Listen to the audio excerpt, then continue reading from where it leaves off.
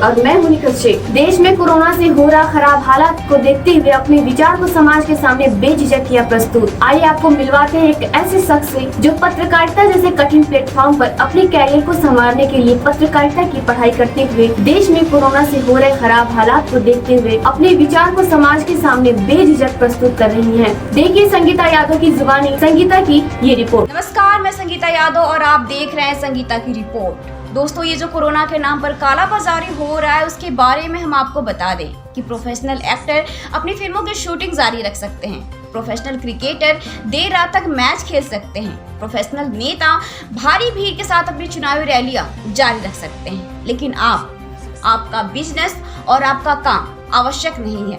अब तक ये समझ नहीं आया कि आवश्यक का मतलब क्या है। हर व्यक्ति के लिए उसका काम आवश्यक होता है। क्या देश के सारे नियम आम आदमी पर लागू होते हैं? जहां आम आदमी पर पाबंदियां लगाई जा रही हैं, वहीं बंगाल और असम सहित मोदी और ममता बनर्जी जैसे नेता भीड़ के साथ शक्ति प्रदर्शन में लगे हैं। कुछ खिलाड़ियों के कोविड पॉजिटिव पाए जाने के बावजूद आईपीएल की तैयारियां चल रही हैं, तो वहीं कई जगहों पर समय की पाबंदियां आम आदमी के काम को प्रभावित कर रही हैं। दोस्तों, आपको बता दें कि कुर्सी आज आम आदमी की जान से ज्यादा इम्पोर्टेंट हो गई है। परीक्षाएं तो टल गई, लेकिन देश में बड़ी पाबंदियां लगाई जा रही हैं। देश में नाइट कर्फ्यू लगाया जा रहा है, कई जगहों पर लॉकडाउन लगाया जा रहा है। तो ऐसे में हमारे देश में राजनीतिक रैलियां कैसे हो रही हैं और क्यों हो रही हैं? इन राजनीतिक रैलियों पर प्रतिबंध क्यों नहीं लग रहा?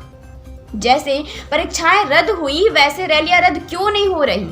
अगर आम आदमी पहली बार बिना मास्क के पकड़ा जाता है तो 1000 का जुर्माना लगता है, और अगर वही आदमी दूसरी बार बिना मास्क के पकड़ा जाए तो 2000 का जुर्माना लगता है।